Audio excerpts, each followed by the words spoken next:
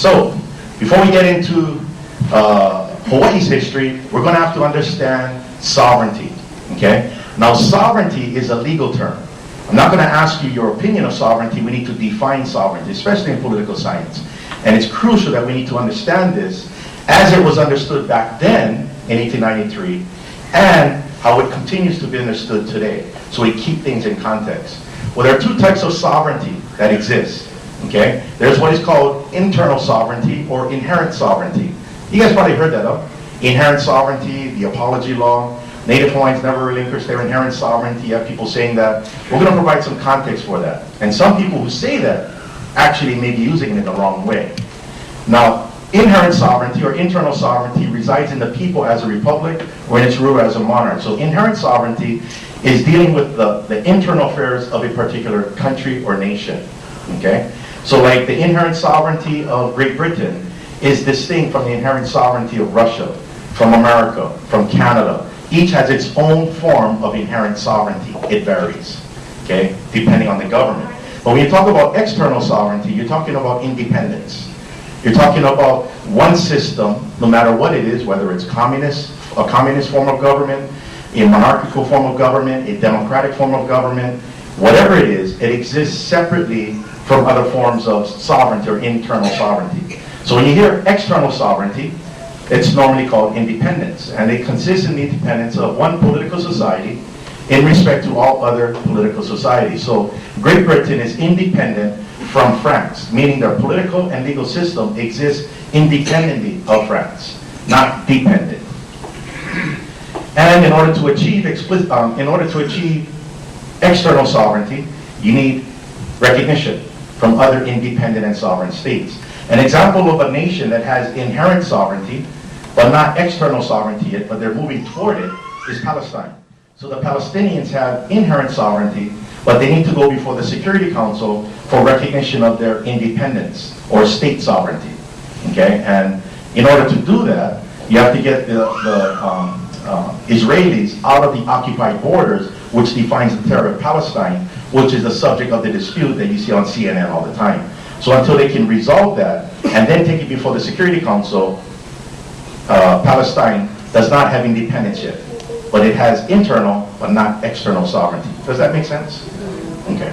So I'm going to try to present this in a very, like a classroom environment. Yeah, I'm not going to continue on and people just look at me like, what are you talking about? If I see eyes crossing, then I know I'm going to stop and I'll address that issue.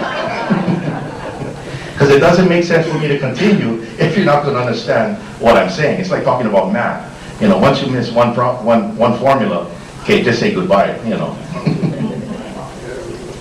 Now, international sovereignty, this independent. Sovereignty defined by Black's Law Dictionary is the supreme, absolute, and uncontrollable power by which an independent state is governed. Now, based upon that definition of supreme, absolute, and uncontrollable power, you theoretically cannot overthrow sovereignty, right? By definition. Because if you can, then you're ultra supreme, above absolute, and you can control what is uncontrollable. So sovereignty, in theory, cannot be overthrown. Okay? It can't be overthrown. It's all going to start to make sense as we go through this. Now, this is so crucial to understand this before we get to Hawaii's history. Now, government. The definition of government is the machinery or the agent that exercises sovereignty. Now, governments are not synonymous with sovereignty. Can governments be overthrown?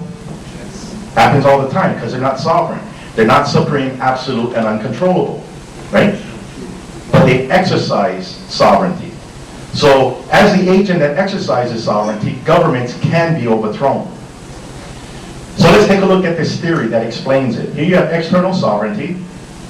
It's like steam coming out of a vent. Steam exists the same all over the world. It's supreme, absolute, and uncontrollable. You touch it, you get burned. You try to blow it up, it gets bigger. Okay, so steam is the same. Now steam is then used, well, the government is a steam engine that utilizes the steam to drive the pistons. Okay, metaphorically. So basically, governments represent the machine that exercises that steam in order to drive the pistons. Now, each country has its own form of government. That's that inherent sovereignty, whether it's democratic, communist, whatever, monarchical. But all of those governments have the same type of steam that drives the pistons. Governments and sovereignty are not the same. They're separate. Okay? Now let's take a contemporary example of this. Sovereignty of Iraq, 1932. Iraq used to be a part of the Ottoman Empire. After World War I, the Ottoman Empire lost the war, and all that area that we know as the Middle East, Jordan, Lebanon, Syria, Iraq, that was all part of the Ottoman Empire, the Ottoman Turks. They had to give up all that property, all that land and territory, and it came to be known as what we call mandate territories under the League of Nations, where independent states like Great Britain was in Iraq, that area of Iraq, administering it, and ensuring that this place that will become Iraq moves toward independence and gets their sovereignty recognized by the League of Nations. Well, that existed in 1932. Okay? The sovereignty of Iraq was recognized. Now it has its independence, and that sovereignty was exercised by an Iraqi government. The government and sovereignty are not the same, because the Iraqi government, like the steam engine, was overthrown in 2003 by a bigger steam engine. Okay? The so-called coalition forces. But by overthrowing the government, though, of Saddam Hussein, they did not overthrow the sovereignty of Iraq. It still exists as a sovereign state, but it does not, or did not at that time, have a viable government that exercises that sovereignty. Does that make sense? So you can overthrow the government without overthrowing the sovereignty. Okay. Same thing with Afghanistan. You can overthrow the Taliban, but you didn't throw Afghanistan. You didn't overthrow Afghanistan. It still exists as a sovereign state. So, if sovereignty cannot be overthrown, we know that sovereignty can be affected. It can move. Because countries come and go, right? But because you're dealing with sovereign entities, you're dealing with supreme, absolute, and uncontrollable authority exercised by governments. So if countries are co-equal to each other, one country cannot take the other, because then that's an exhibition of them being much more powerful. So what you basically need is, these governments have to agree to transfer sovereignty, not to overthrow sovereignty, but to transfer it. So that takes place either two ways. One is merger, the other is dismemberment. We're going to talk about merger first.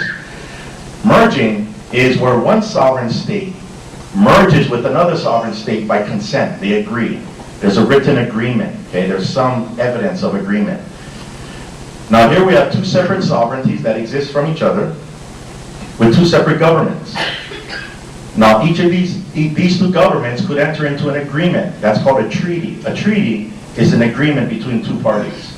It could be a treaty of cession, where one party is going to cede to another party. You guys ever heard of ceded lands? Okay, that's where ceded comes from. A treaty called cession. Whenever you hear of secede, you break away. You're breaking away from what was formerly ceded. Does that make sense? That stems from an agreement. So one country will agree to transfer its sovereignty to another country voluntarily. Okay? Now you may also have a transfer not being voluntary, but by coercion. It's called a treaty of conquest. When you go to war, you can force a country to transfer sovereign territory to you. Now let's take a look at the United States of America. Now here are the 13 colonies, or former colonies of the United States that became 13 independent states. Right here. How did America get all of that? Mergers. Okay? Mergers. Now the first merger to have taken place took place in 1803. Anybody know what country that was from? Where a bunch of sovereign territory was transferred to the United States? France. Louisiana Purchase, France. So this area here was all formerly French sovereign territory before 1803. Then it became American sovereignty. Now this area here, Florida, that actually came from Spain in 1819. These are voluntary transfers, treaty of cession. Then you have the Pacific Northwest, Oregon and Washington. That was from Great Britain in 1846. That used to be called the British Northwest. And then you got Alaska up here, transferred by the Russians in 1867. Now those are voluntary transfers between independent states. Now what you have also is involuntary. And this is how this area here became a part of the United States, because it used to be a part of Mexico.